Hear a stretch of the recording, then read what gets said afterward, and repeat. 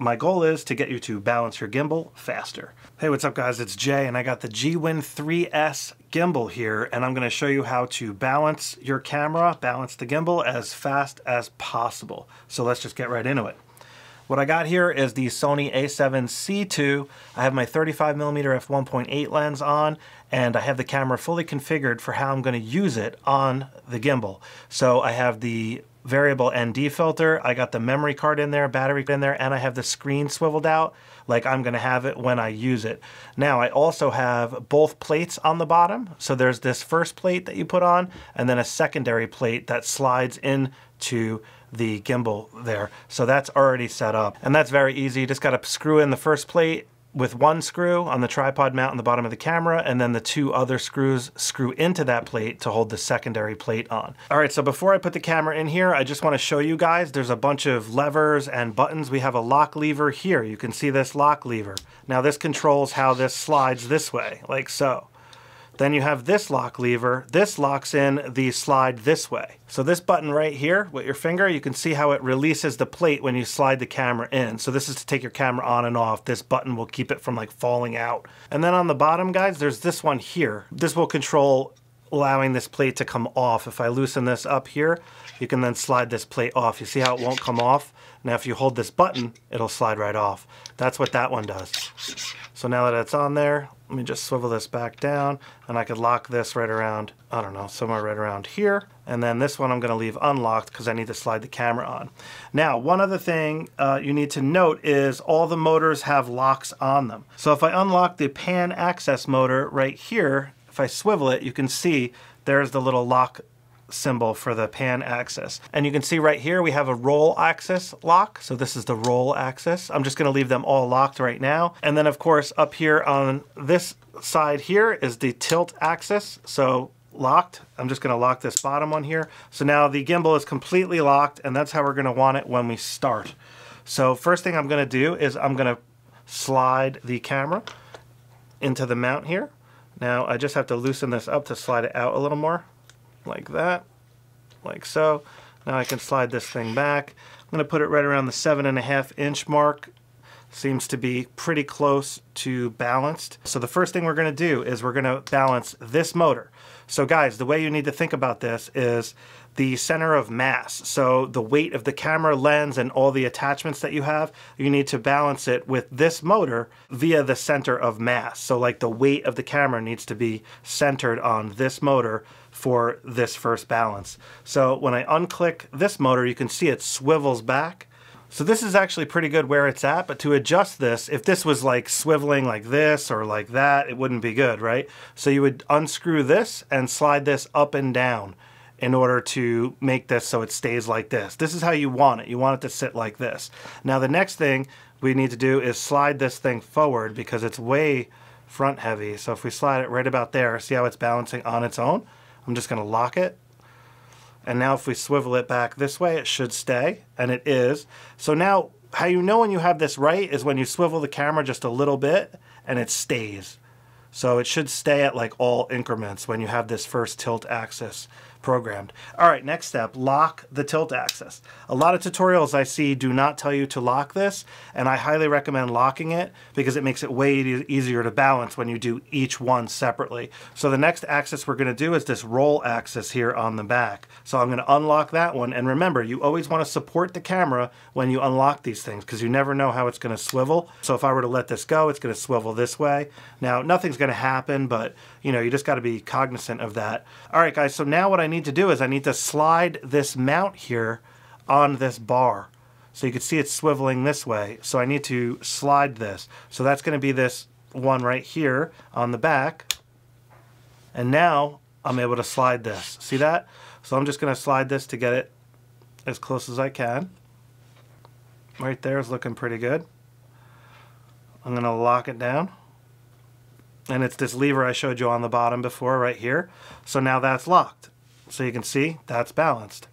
So now I'm going to lock that motor. So now I'm going to unlock the pan access motor here. And these two motors are locked, okay? So that's not moving. So the pan access is going to swivel left and right if it's not set correctly. So if I lean this thing to the right, you can see it's just slowly pivoting, not much, but a little bit. So that can be improved just a tad. So I need to slide it out just a little more. All right, guys, so right about there. It looks like I'm at about 5 3/4 on this bottom slide measurement. And now you can see it's not tilting. And that's pretty much it. Now I can unlock all the motors and you'll see the camera will pretty much stay how it's supposed to. And even if I move it, it should stay fairly balanced, even when moving it. So you can see it's fairly stable and calibrated. So now I can turn this beast on and do the motor auto config and we'll be good to go. All right, guys, so I'm just going to show you how to auto config. If you go into the menu, once you turn the gimbal on, you are going to hit the menu button here. And you're going to go into motor, which is the top one. And then you're going to go to auto. And now it's going to auto tune. So this is going to basically calibrate the motors for the most efficient algorithm possible, so you don't, overwork a motor, for example, or, kill the battery faster than is necessary. So highly recommend doing this every time you change the setup. If you're changing the weight at all, you're going to want to do this. But guys, this is the fastest way to balance a gimbal that I've found over the years. You need the lens support plate. It goes in right here like so.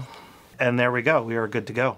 All right, guys, I got everything locked. I just wanted to show you how to mount this vertically if you want to use it in the vertical orientation.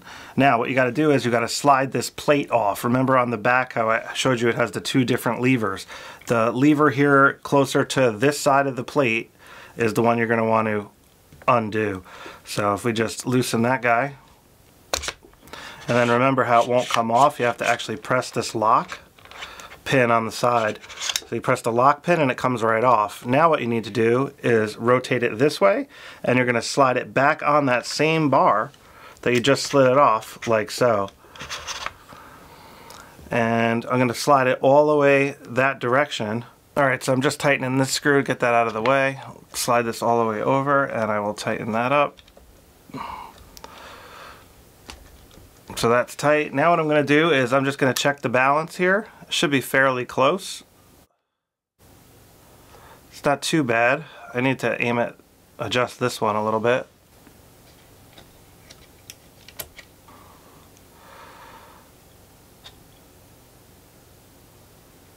Right about there. That looks good. Now one thing, these are very close to one another, but these things swivel out. You see how you can pull them out to adjust them? So that kind of solves that problem. You just got to lift up and then you can turn the screw. Like if I want to lift it up, I can put it over here and then tighten it. So I'm just going to put it right there, tighten it. This one lifts as well. Tighten that up like so. And now this should stay in any direction. Like so. Alright, we're good there.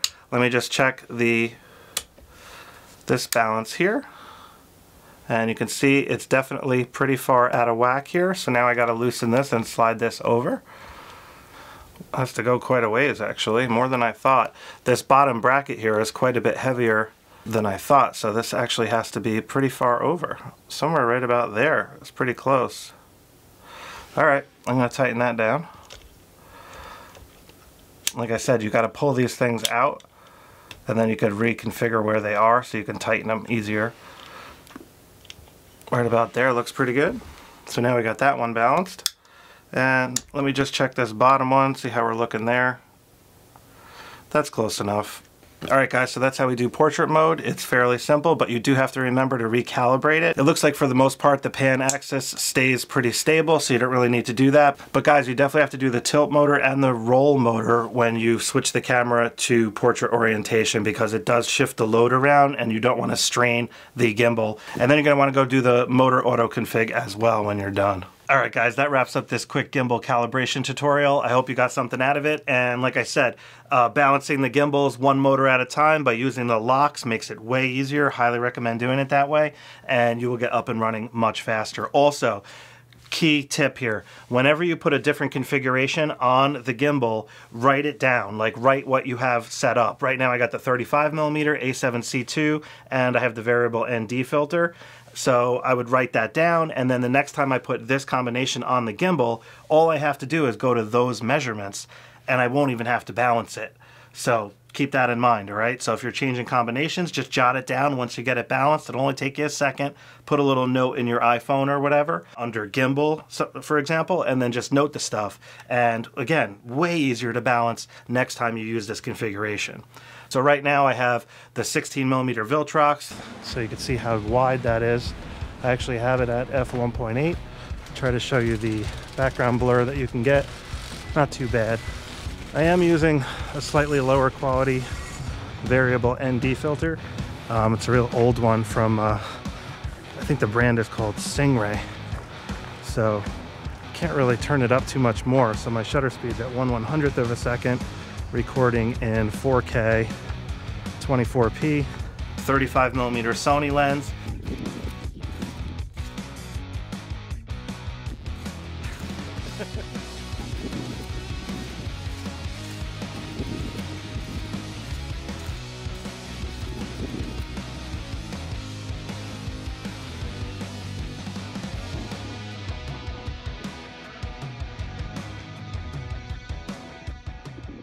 Alright guys, well thanks for watching, I appreciate it, and I hope you got something out of this video. My goal is to get you to balance your gimbal faster. Alright guys, I'll catch up with you next time. Take care.